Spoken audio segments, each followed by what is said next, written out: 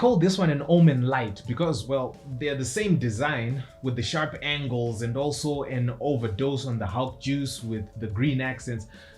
But this one's the HP Pavilion Gaming. But is it though?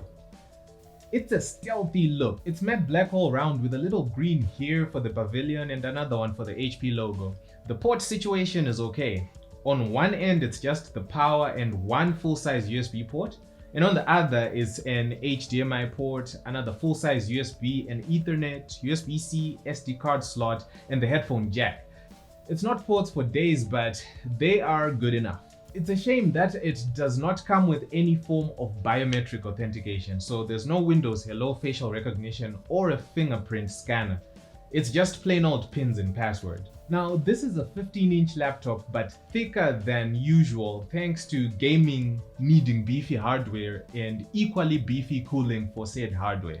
The hardware is an AMD Ryzen 5 5600H plus an NVIDIA GeForce GTX 1650 GPU with 4 gigs of video memory. It also comes with 8 gigs of RAM, which I feel should now be the bare minimum for any computer unless it's to be used for a till. And 2 hard drives. So there is a 1TB Spinny Boy hard drive and a super silent 256GB M.2 NVMe SSD. Also, rest in peace to the DVD drive. The battery is a 56 watt-hour unit, which seems to be on the small side of things for a gaming laptop, but the AMD processors are known for being a bit more power efficient than the Intel equivalent. And also the GTX 1650 is now more of an entry-level GPU, so again, it's not going to be pulling the same sort of power as the RTX 3060 in the M16, for example. In terms of performance, it's a competent laptop. I mean, it's absolute overkill for someone doing web browsing, streaming, running spreadsheets, and studying. It won't even feel a thing with those sort of day-to-day tasks.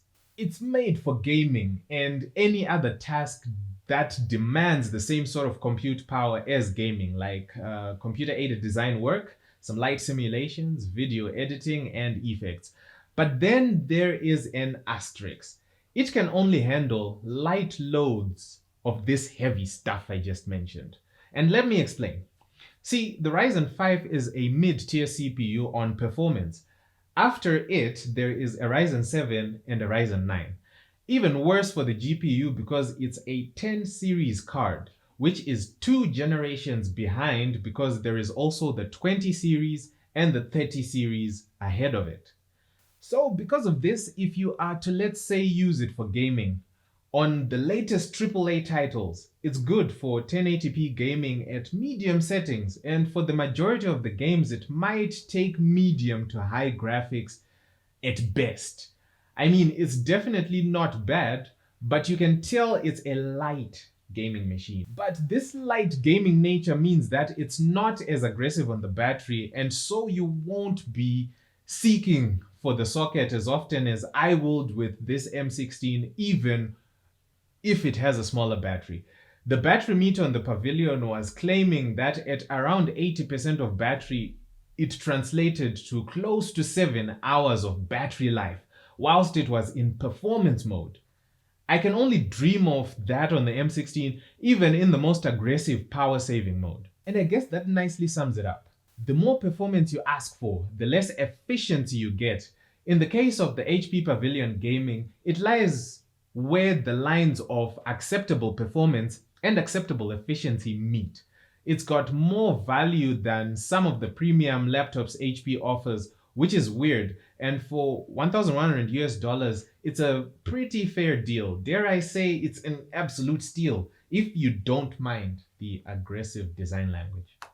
Thanks for watching.